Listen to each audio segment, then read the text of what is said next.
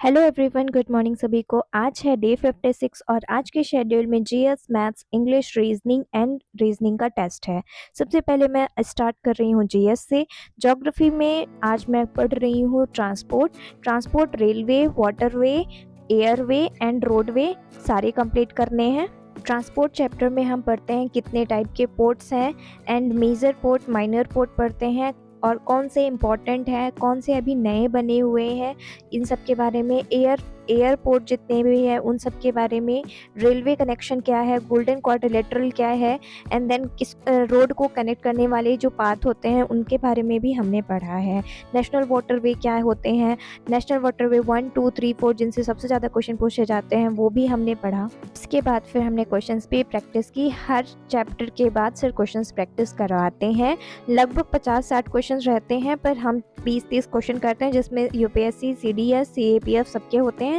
Then उसके बाद कुछ एसएससी के करते हैं। उसके बाद फिर सर होमवर्क के लिए दे देते हैं। कज़न से मिलने जाना था, सो रेडी थी, पर उसने बोला कि थोड़े टाइम से मिलूंगी, तो फिर मैंने सोचा तो थोड़ा सा पढ़ लिया जाए। तो अभी वही क्लास ले रही हूँ। ज्योग्राफी की मेंस की क्लास ले रही हूँ। मेंस की क्लास में हम पढ़ रहे हैं फॉर्मेशन ऑफ हिमालयन रेंज की mountains and then peninsular India की जितनी भी माउंटेन हैं, साउथ इंडिया में जितनी भी माउंटेन है, नीलगिरी, अनामलई, कार्डमम, सेवराय, जावदी, सारी माउंटेन के बारे में पढ़ते हैं।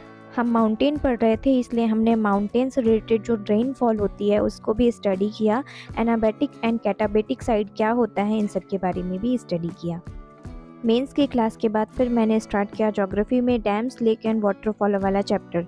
बट ये चैप्टर ऐसा है कि आप एक दिन में पूरा याद नहीं कर सकते हो, तो क्योंकि बहुत सारे फैक्ट्स हैं, सिर्फ याद ही करना है और कुछ नहीं है इसमें। सो मैंने अभी थोड़ा सा ही रिवाइज़ किया है, कुछ ही टॉपिक लिए हैं जिसको अच्छे से पढ़ा है, जैसे कि भाखड़ा नागल प्रोजेक्ट क्या है, दामोदर रिवर प्रोजेक्ट क्या है, और हीराकुंड हो गया, और टिहरी डैम हो गया, और जम्मू कश्मीर में जितने भी डैम है, चेनाब रेलवे ब्रिज हो गया, और हाइड्रो इलेक्ट्रिक पावर प्रोजेक्ट्स हो गए, इन सब के बारे में इसमें हम पढ़ते हैं। इसके बाद फिर मैंने पॉलिटी स्टार्ट किया और पॉलिटी में आज हम पढ़ रहे हैं पार्लियामेंट। सो पार्लियामेंट कैसे बना, पार्लियामेंट की फीचर्स क्या है, और पार्लियामेंट आर्टिकल 79 से लेके 122 तक है। पार्लियामेंट में रेड कारपेट और ग्रीन कारपेट का मतलब क्या है, इन सब के बारे में पढ़। सो आज मैंने आर्टिकल 79 से लेके 99 तक स्टडी कर लिया है और कल नेक्स्ट कंप्लीट करूँगी।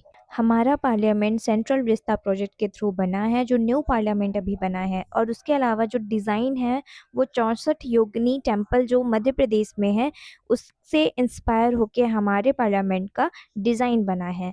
आर्टिकल 80 में हम राज्यसभा, 81 में लोकसभा के बारे में पढ़ते हैं। सो सारी चीज़ें हमने इसमें डिटेल से पढ़ी हैं। इसके बाद मैथ्स में टाइम एंड वर्क की क्लास ली थी मैंने, और टैब में ही अपना सॉल्यूशन भी कर रही थी। मैथ्स में मेरे अभी कुछ ही चैप्टर हुए हैं। मेंस के मैंने परमुटेशन, कॉम्बिनेशन एंड प्रोबेबिलिटी कर ली है, और स्टैटिस्टिक्स अभी बाकी है। और उसके अलावा प्री का तो लगभग पहले पढ़ा था एक बार, पर अभी एक बार और पढ़ रही हूँ ना, इसलिए टाइम एंड वर्क किया है। रेशियो, परसेंटेज, कोऑर्डिनेट ज्योमेट्री ये हो चुका है, और नंबर सिस्टम भी मैंने स्टार्ट कर दिया है, और टाइम एंड वर्क तो चल ही रहा है। पहले जो पढ़ी थी ना, तो उसमें मैंने क्वेश्चंस प्रैक्टिस नहीं की थी, बस ऐसे ही कॉन्सेप्ट देख लिया था, इसलिए थोड़े बहुत बन जाते हैं सभी चैप्टर के क्वेश्चंस। पर अगर थोड़ा सा भी हार्ड क्वेश्चन आया ना तो नहीं बनेगा, इसलिए अच्छे से मैं डिटेल से पढ़ रही हूँ। और नंबर सिस्टम की भी क्लास शुरू कर दी है, और आज नंबर सिस्टम में सर पढ़ा रहे हैं रिमाइंडर से रिलेटेड जो क्वेश्चंस होते हैं, जिसमें हम मल्टीपल निकालते हैं रिमाइंडर्स के, यानी कि अगर 22 से डिविजिबल है तो वही नंबर 11 से भी डिविजिबल होगा, इस तरह के जो क्वेश्चंस होते हैं वो। जब मैं पहले पढ़ी थी नंबर सिस्टम तो सर ने मुझे पढ़ाया था नंबर सिस्टम में रियल नंबर, कॉम्प्लेक्स नंबर क्या होता है, इंटीजर्स क्या होते हैं, नंबर लाइन में कैसे शो किया जाता है, उसके अलावा rational, irrational number and terminating and non terminating numbers. पर इस बार सर ने वहाँ से शुरुआत नहीं की है, सीधे रिमाइंडर से शुरुआत की है। आई डोंट नो कि सर वो पढ़ाएंगे या नहीं पढ़ाएंगे, देखते हैं आगे के लेक्चर में है या नहीं है। मैथ्स की क्लास ख़त्म करने के बाद फिर मैंने स्टार्ट की थी इंग्लिश, और इंग्लिश में आज हम पढ़ रहे हैं आर्टिकल डिटर्मिनर। सो आर्टिकल में 2 क्लास हैं सर की, अमन सर की, और मुझे ये नहीं समझ में आ रहा है कि 2 क्लास में ए एन द कंप्लीट हो जाएगा कि नहीं, क्योंकि ये एक ऐसा टॉपिक है जिसमें हमेशा कुछ ना कुछ कंफ्यूजन बनी रहती है और क्वेश्चंस गलत होते हैं, क्योंकि यहाँ पे नो आर्टिकल का भी कॉन्सेप्ट आ जाता है, ए एन दा भी लगाना रहता है, तो दिक्कत होती है इसमें। तो देखते हैं 2 क्लास में सर कैसे पढ़ाते हैं। ए और एन आज पढ़ रहे हैं हम लोग, और सर ने छोटे-छोटे कॉन्सेप्ट्स बताए हैं, ज़्यादा नहीं 4-5 कॉन्सेप्ट सर ने बताए थे, और ए एन दा में कहाँ पे ए एन लगेगा वो भी सर ने बताया। और जो सर ने ट्रिक बताई थी ए एन के लिए, वो पहले मैंने रानी मैम से भी पढ़ा है मैंने, पर वहाँ पे भी मैंने वो ट्रिक नहीं देखी थी। फर्स्ट टाइम मैंने पढ़ा था और मुझे बहुत सही लगा ये ए एन की ट्रिक। क्वेश्चंस की प्रैक्टिस के साथ हमने ए और एन कंप्लीट किया है। इसके बाद फिर मैंने वर्ब की प्रैक्टिस शुरू की और यूट्यूब से कर रही हूँ। अगर आप सबको भी करना है यूट्यूब से प्रैक्टिस इंग्लिश ग्रामर की, तो अमन सर की चैप्टर वाइज प्लेलिस्ट है, वहाँ से आप कर सकते हो। चैप्टर वाइज भी है और मिसलेनियस भी है, और लगभग 20 क्वेश्चन रहते हैं, और इसके अलावा 5 क्वेश्चन मिसलेनियस के रहते हैं। और प्रैक्टिस में सर डिटेल से बता भी देते हैं कि इसमें कौन सा कॉन्सेप्ट लगा हुआ है। वर्ब चैप्टर में थोड़ा-सा डिफ़िकल्ट ये लगता है कि जब हमें सेम वर्ब मिल जाती है, जैसे कि लाई और ले, यहाँ पे कन्फ्यूज़न हो जाती है, हंग और हैंग में कन्फ्यूज़न होती है।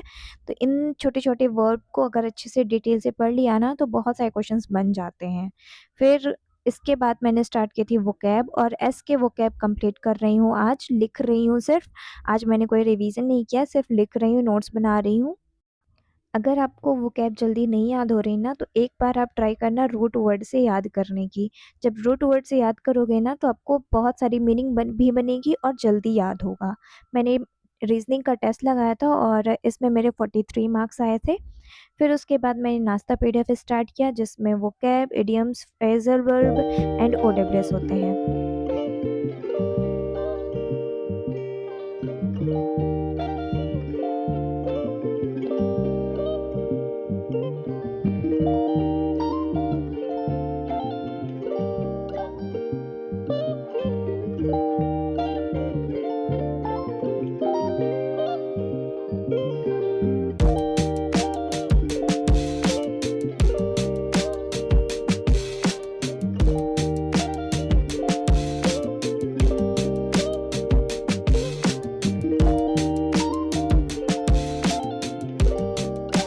नाश्ता पीडीएफ के बाद फिर मैंने स्टार्ट की थी अपनी वोकैब, और इसमें बुक से कर रही हूँ ओडब्ल्यूएस और इडियम्स। सो बस ये था आज का मेरा पूरा दिन, और लगभग सारी चीज़ें हो गई थी जितनी मैंने शेड्यूल में लिखी थी, क्योंकि ये मेरा शेड्यूल 2 दिन चलता है, क्योंकि जीएस बहुत सारा पढ़ना रहता है, मैथ्स में भी बहुत सारा हो जाता है, तो 2 दिन तक हो जाता है कंप्लीट करने में। So thank you for watching, and अगले दिन का शेड्यूल भी लगा दिया है। Thank you, bye bye.